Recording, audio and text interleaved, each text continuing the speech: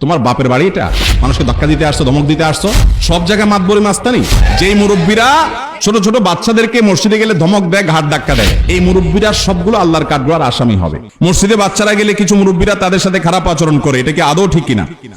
এই মুরব্বীরা সবগুলো আল্লাহর কাঠগড়ার আসামি হবে। যেই মুরব্বীরা ছোট ছোট বাচ্চাদেরকে মসজিদে গেলে ধমক দেয়, ঘাট ধাক্কা দেয়, তোমার বাপের বাড়ি এটা?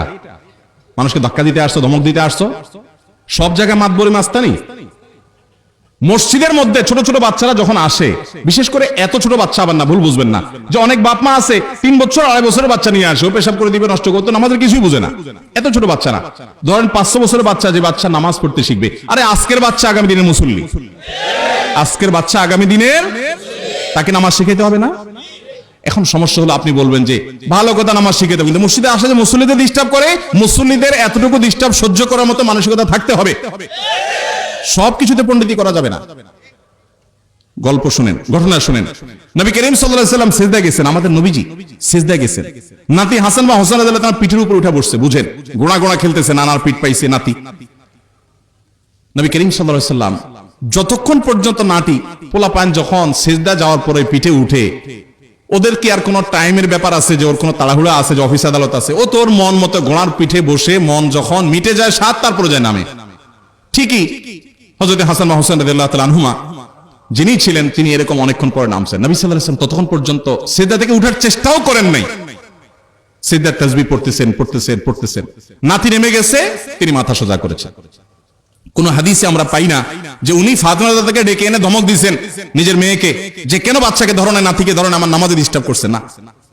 ভাইরা আমার, আরেকবার নবী করিম সাল্লাল্লাহু আলাইহি ওয়াসাল্লাম ইমামতি করতেছেন, দেখেন আমাদের শেখার আছে, ইমামতি করতেছেন, এক বাচ্চার জোরে কান্নার আওয়াজ শুনতে পাইছেন, হয়তো মসজিদের আশপাশে ঘর থেকে বা মসজিদের পেছনে মহিলাদের কারো বাচ্চা ছিল। নবী করিম সাল্লাল্লাহু আলাইহি ওয়াসাল্লাম নামাজটাকে সংক্ষেপ করেছেন, তুলনামূলক অন্য সময়ের চাইতে একটু স্পিডে পড়ে শেষ করেছেন। সালাম ফিরে বলছেন, তোমাদের কার বাচ্চা কাঁদছে গিয়ে ধরো, এর নাম ইসলাম। ছোট বাচ্চাদেরকে স্নেহ করতে হবে, তাদেরকে ধমক দেওয়া যাবে। বাংলাদেশের সবচেয়ে বড় সিনিয়র আলেমদের একজন, আমি নাম বললে আপনারা সবাই চিনে যাবে, নাম বলবো না, তার ছেলে মদিনা ইসলাম ইউনিভার্সিটিতে পড়েন। আমাকে একবার বলল, ভাই আমি এত বড় আলেমের ছেলে, কিন্তু আমি যখন পিচ্ছি থাকতে মসজিদে যাইতাম, বাচ্চা মানুষ তো দুষ্টামি দৌড়াদৌড়ি করবেই, কিছু কিছু মুরব্বী চাচারা এমন ভাবে ধমক দিত, মনে হয় আমি চুরি করতে আসছি। তো ভয়ে আর মসজিদ দিকে যাইতাম না, যে মসজিদে গেলে ধমক খাওয়া লাগে। তা আমাকে বলতো যে ভাই আপনি একটু বলেন, বাচ্চাদের অনেক অসুবিধা হয়। আমি প্রায় বলি, বাবারা যদি কোনো মুসল্লির সাথে বাচ্চা এসে বেশি ডিস্টার্ব করে, আছে না অনেকগুলো বেশি ডিস্টার্ব করে, তাদের বাবাকে আলাদা ডেকে নিয়ে বুঝাবেন, ভাই আপনার বাচ্চাটাকে আপনি একটু নিয়ন্ত্রণ করেন, ও বেশি ডিস্টার্ব করে, ওকে একটু আনলে ধরে রাখবেন নিজের সাথে, মানুষের নামাজ যেন ডিস্টার্ব না করে, তাকে বুঝাবেন, বাচ্চার সামনে ধমকাবেন না। আমি এই যে সিদ্ধিরগঞ্জ আমার ভূমিপল্লী মসজিদে একদিন দেখলাম এরকম একটা বাচ্চা খুব ডিস্টার্ব করছে, ওই বাচ্চাটার বাপকে আশেপাশে মুসল্লিরা আচ্ছা তোর ধুয়ে দিস, একদম গোষ্ঠী উদ্ধার করে ছেড়ে দিস বাচ্চার সামনে।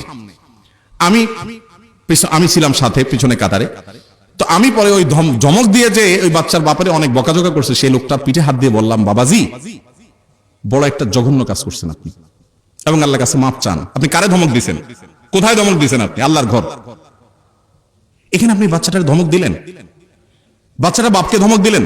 আপনি বাচ্চাটা বাপকে 100 বার বোঝাবেন, কিন্তু বাচ্চার সামনে না। বাচ্চা তো মনে করবে, হায় হায় রে, আমার বাপে আমাকে মসজিদে আইনা বোধহয় বিরাট অপরাধ করে ফেলছে। ঠিক না ভাই? ঠিক। দেখেন নবী করিম সাল্লাল্লাহু আলাইহি ওয়াসাল্লাম মসজিদে একজন বেদুইন এসে পেশাব করে দিছে, আমরা হলে কি করতাম চিন্তা করেন? কি করছে? পেশাব করে দিছে, মসজিদের মধ্যে দাঁড়ায় বসে সরসরে পেশাব করে দিছে। সাহাবীরা তো হাতারাতা গোছায় ধমক দিতেছে, আরে মসজিদে পেশাব করতে গেছে। নবী সাল্লাল্লাহু আলাইহি ওয়াসাল্লাম বলেছেন, দাও হু আলা তুজরিমু, খবরদার তাকে পেশাব করতে দাও, কোনো ধমক দিবা না, ধমক দিবা না। লোকটা পেশাব করে শাসছে। দেখেন নবী সাল্লাল্লাহু আলাইহি ওয়াসাল্লামের শাসন পদ্ধতি দেখেন, ওই সবার সামনে তাকে ধমক দেয় নাই, বলছে পেশাব করতে দাও। কেন? কারণ ওই টাইমে ধমক দিলে পেশাব বন্ধ হয়ে গেলে তো রোগ হয়ে যাবে। লোকটা পেশাব মন ভরে করছে মসজিদের ভিতরে। বুঝেন কেন মসজিদে পেশাব করছে? আপনারা যারা সৌদি আরবে মিডল ইস্টে গেছেন আপনারা জানেন, এখনো মরুভূমির গহীন ভেতরে অনেক লোক বসবাস করে যারা শহরের কোনো কালচারে অভ্যস্ত না। এরা জানে না যে পেশাব পায়খানার জন্য আলাদা ঘর থাকে, যেখানে সেখানে পেশাব করে। ভদ্রলোক জানতো না। তো এই অবস্থা নবী সাল্লাল্লাহু আলাইহি ওয়াসাল্লাম তাকে দেখে পেশাব করতে দিলেন, পুরো পেশাব করছে। ভালো করে মনোযোগ দিয়ে শুনেন।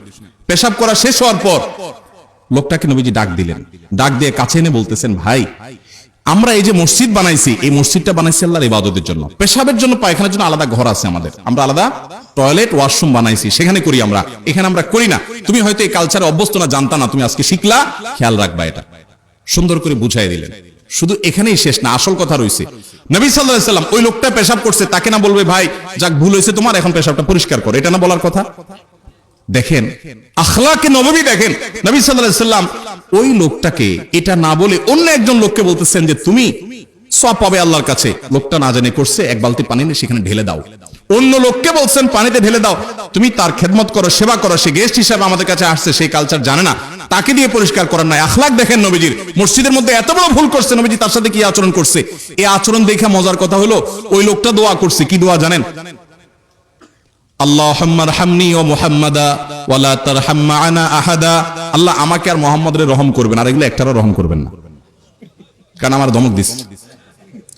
নবী করিম সাল্লাল্লাহু আলাইহি সাল্লাম তখন বললেন আরেক ভুল করছে না, আল্লাহর রহমত কি এত সংকীর্ণ নাকি যে অমুক করে করে নাম তুমুক করে করো? তখন নবী সাল্লাল্লাহু আলাইহি সাল্লাম বলেছেন না, এটা আরেকটা ভুল করলা তুমি ভাই, আল্লাহর রহমত অনেক বেশি, সবাইকে রহম করলে আল্লাহর রহমতের টান পড়বে। অতএব বাবারা, ভাইয়েরা, মসজিদে বাচ্চারা যদি একটু ডিস্টার্ব করে একটু সহ্য করবেন। তবে হ্যাঁ, সীমা ছাড়িয়ে গেলে, আমি এর মানে কিন্তু এটা বলতেছি না যে মসজিদে বাচ্চারা একেবারে ওটাকে আপনার খেলার মাঠ বানায় ফেলাক, নো, কিছুটা ডিস্টার্ব করলে ওটাকে সহ্য করবেন। বাচ্চাদেরকে ধমক দিবেন না, পারলে সুন্দর করে বুঝায় বলবেন বাবারা এরকম করে না, সাথে রাখবেন তার বাপকে